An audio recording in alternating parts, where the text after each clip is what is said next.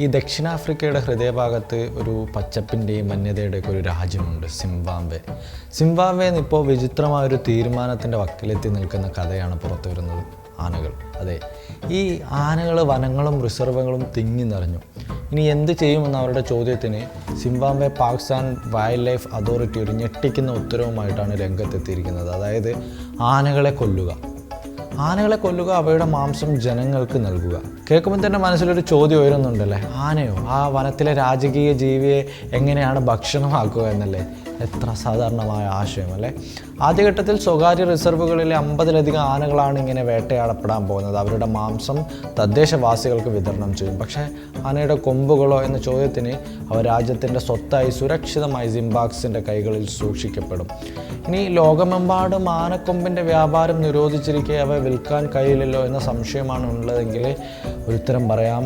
കഴിഞ്ഞ ദിവസം സിംബാബ്വെയുടെ തലസ്ഥാനമായ ഹരാരയിൽ 230 കിലോ ആനക്കൊമ്പ് കള്ളക്കടത്തിനിടെ പിടിക്കപ്പെട്ടു. 2024 ഒരു ആകാശ സർവേ പറയുന്നത് ഈ റിസർവുകളിൽ 2500-ലധികം ആനകളുണ്ടെന്നാണ്. പക്ഷേ ഈ വനങ്ങൾക്ക് 800 ആനകളെ മാത്രമേ വഹിക്കാൻ കഴിയൂ എന്നാണ് സിംബാബ്വെയുടെ വാദം. കഴിഞ്ഞ 5 വർഷത്തിനിടെ 200-ലധികം ആനകൾ മറ്റിടങ്ങളിൽ നിന്ന് ഇവിടേക്ക് കുടിയേറി എത്തിയതായും പറയുന്നുണ്ട്.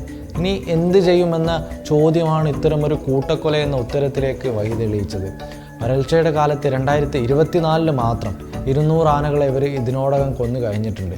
1988 ആദ്യമായിട്ട് അംഗീകൃത ആനവേട്ട തുടങ്ങിയത്. ഇപ്പോഴും ഈ വിവാദപരമായ തീരുമാനങ്ങൾ പല കാരണത്തിൻ്റെ പേരിൽ അവരിങ്ങനെ തുടർന്നുകൊണ്ടിരിക്കുകയാണ്.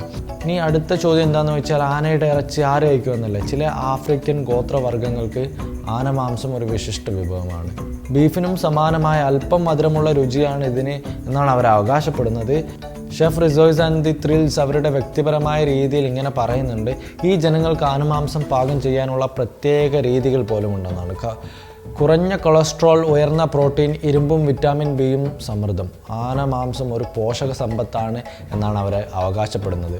പുല്ലും പഴങ്ങളും തൊലികളും കഴിക്കുന്ന ആനകളുടെ ഭക്ഷണശീലമാണ് ഇതിനെ പിന്നിലെ രഹസ്യമെന്നും അവർ അവകാശപ്പെടുന്നു. എങ്കിലും ആനമാംസം ഒരു വിഭവമായി കാണുന്നവർ പൊതുവെ കുറവാണ്. പലർക്കും ഇത് സ്വീകാര്യമില്ല. എന്നിട്ടും ഈ പ്രതിസന്ധിയെ നേരിടാൻ സിംബാബ്വെ ഈ ആനയെ കൊല്ലാനുള്ള വഴി തിരഞ്ഞെടുത്തിരിക്കുന്നു.